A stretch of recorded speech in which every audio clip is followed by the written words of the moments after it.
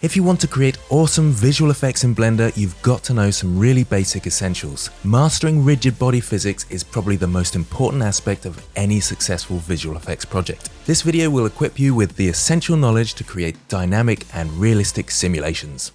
So I'm in Blender 4.2, I've got my screencast keys down the bottom here, I've got my default cube selected, so I'll delete that of course, and press Shift A to add in a monkey. You can also find the add menu up here, mesh, and then monkey. And you'll see why I'm choosing a monkey in just a moment. Now, to add any physics to an object, we go across to the physics tab just here. So physics properties, I'll click on that. And probably the most important one to understand is rigid bodies. So I'm going to click on the rigid body. I'm not going to change any settings. I'll zoom out just a touch and come around to the side here and press play. And you can see my monkey falls down. I'll just open up the timeline so you can see that and zoom out so you can see where the monkey's got to. So after roughly 70 frames, it's fallen down to here. Now, in the timeline, we have this kind of browny line just here. That's the part of the animation that Blender has loaded into memory. If I move the timeline to frame 90, you can see my monkey head is no longer moving. That's because Blender hasn't figured out the previous frames, so it can't tell you what's happening on frame 162. If I bring my playhead to 68 just here and start scrubbing across the timeline, you can see Blender's able to start figuring it out because it's seen the frame before and it can work out the frame after. This is probably the most important thing to understand when playing around with physics. Blender needs to work out the animation, so have the previous frames in order to work out the next frame. So let's continue this example slightly. I'll zoom out so you can see the monkey, and let's press G then Z to move the monkey upwards. Look what happens to my line down here. It's got some darker brown diagonal lines to tell me that there's something wrong basically. And if I scrub across the timeline, Blender doesn't really know what's going on because I've tried to make an edit in the middle of the animation. And when I'm back to the beginning and press spacebar, it's confused, it thinks I want the monkey head down here. So I'll undo that a few times, go back to the start of my timeline and press spacebar. So we've got our monkey falling down to about here from the center. If I want to make any changes to the monkey, I will need to go back to frame 0. So now at frame 0, I can press G then Z, move it up. It's telling me that the animation isn't making sense anymore, but as I press play, it can load that into memory, and we've got a new animation with the start point higher up. So even if my explanation made no sense, the important thing to understand is to always go back to frame 0 to make any changes and to recalculate the animation. Let's now try something else. I'll zoom in a bit. I'll bring the monkey down very slightly so we can see it more easily. And notice again, my animation has now been messed up. I'm going to add in something for it to land on. So Shift A to add, mesh, and then plane. I'll scale that up. So we've got a floor for our monkey to land on. But if I press spacebar, the monkey just goes through the floor and you can see it the other side there. So I'll go back to frame 0. So whilst the monkey has had some physics added to it, the floor hasn't. So the monkey can't interact with it and collide with it. So for the floor, what we need to do is add a rigid body to that. So I'll come across to the physics tab, click on the rigid body, I'll leave the settings as default, zoom out just a touch and press spacebar.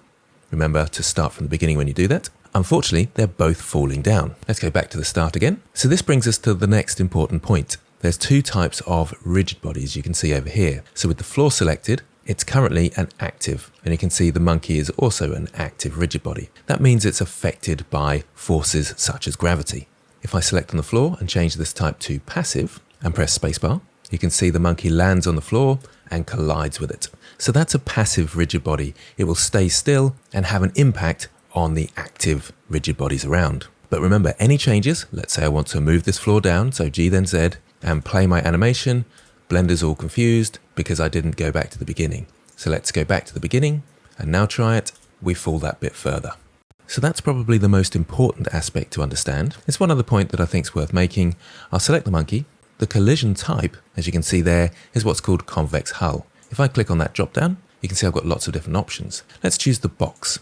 Notice what happens to the monkey. We've got a box around it now. So let's go back to the start and press play, and the animation's a bit dull. That's because it's using the box as the collider rather than the shape of the monkey. Now you might be asking, well, why would you want to do that? Well, colliders, just like meshes, cost memory, and the more vertices or points you have on that object, or the more complex they are, the harder Blender has to work. If we look at our drop down again, we've got lots of different objects. So I could change this to a cone, restart, and see what happens there.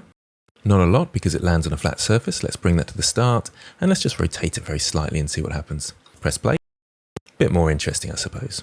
So back to the start, back to the shape type. The default is called convex hull. That's really quite good. It's basically a low poly outline of your shape, and there's a reason that it's default. It's not too detailed, but still very accurate. The most accurate would actually be a mesh collider. This takes into account every detail of your mesh.